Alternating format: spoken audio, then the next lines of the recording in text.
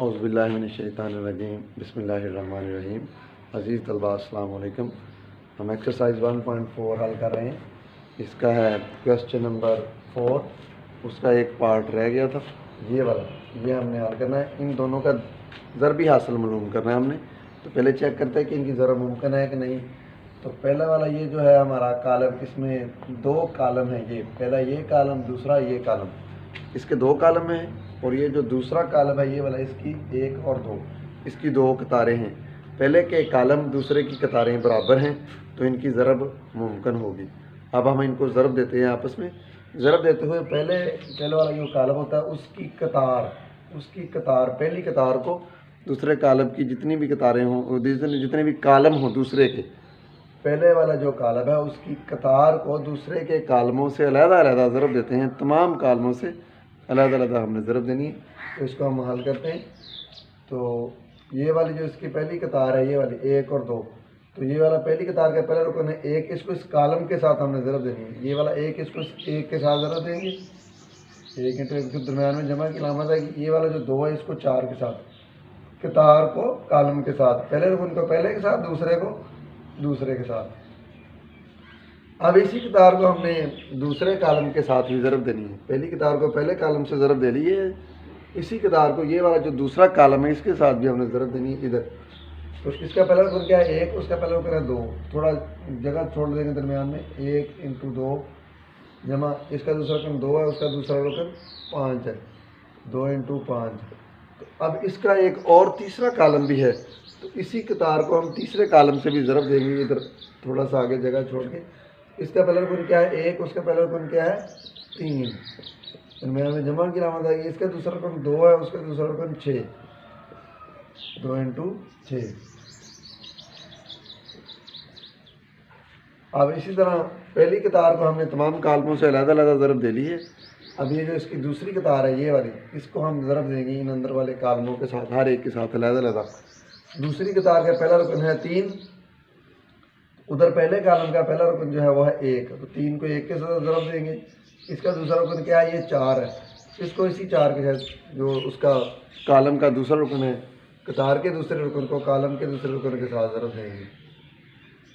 अब ये वाली जो दूसरी कतार है इसको पहले कॉलम से हमने ज़रब देनी है, दूसरी कतार को अब ये दूसरे कॉलम से हमने ज़रब देनी है। इसका पहला रुकन तीन, उसका पहला रुकन दो है, तीन इंटू दो आ जाएगा, जमा की अलामत है कि इसका दूसरा रुकन दो है, इसका दूसरा रुकन क्या है पाँच है, तीन को दो से और चार को पाँच से ज़रब देंगे। अब इसी कतार को जो उसका ये वाला तीसरा कॉलम है हमने उसके साथ भी ज़रब देनी है, तो तीन इंटू तीन आ जाएगा, और फिर इसका दूसरा रुकन क्या है वो है चार, तो चार इंटू उसका तीसरा रुकन क्या है वो है छः, ऐसे आ जाएगा। अब आखिरी इसकी कतार रह गई है तीसरी, इसको भी हम तीनों कॉलमों के साथ अलग-अलग ज़रब देंगे। इसका पहला रुकन क्या है मनफी एक, इधर इसका पहला रुकन क्या है वो है एक, जमा का एक, इस मनफी एक को इस एक के साथ ज़रब देंगे, दरमियान में जमा की अलामत आएगी। इसका दूसरा रुकन है वो है एक, इसको इस चार के साथ ज़रब देंगे हम। पहली कतार, ये जो तीसरी कतार है इसको पहले कॉलम से हमने ज़रब दे ली है, अब तीसरी कतार को दरमियान वाले दूसरे कॉलम से भी ज़रब देते हैं इधर। इसका पहला रुकन मनफी एक है, उसका रुकन क्या है दो है, तो मनफी एक को ज़रब देंगे दो से, जमा की अलामत, फिर इसका दूसरा रुकन है वो है एक, उसका दूसरा रुकन है पाँच, एक इंटू पाँच आ जाएगा। अब इसी कतार को आखिरी वाला जो कॉलम रहेगा उसके साथ भी ज़रब देंगे, मनफी एक इंटू तीन, मनफी एक इंटू तीन, और फिर जमा की अलामत आ जाएगी। इसका दूसरा रुकन क्या है वो है एक, और उसका दूसरा रुकन कॉलम का वो है छः, एक इंटू छः, ऐसे आ जाएगा। अब इनको हल करते हैं, ज़रा देख के जवाब देखते हैं क्या आएगा।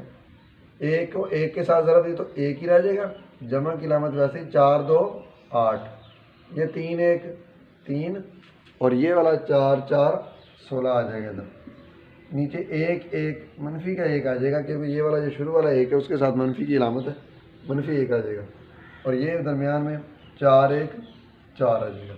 अब इनको हल करते हैं, दो एक दो, जमा पाँच दो 10, नीचे ये तीन दो 6, और जमा पाँच चार 20, एंड पे दो एक दो, मनफी का दो आ जाएगा क्योंकि ये मनफी की अलामत है, और ये वाला जमा पाँच एक पाँच आ जाएगा।